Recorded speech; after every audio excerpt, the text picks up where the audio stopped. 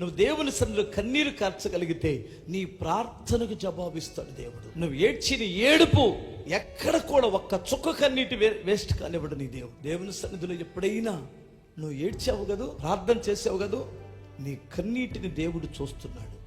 నీ ప్రార్థనకు జవాబిస్తాడు. నువ్వు దేవుని దగ్గర చెప్పుకో, మనుషుల దగ్గర ఎవరి దగ్గర చెప్పమాక.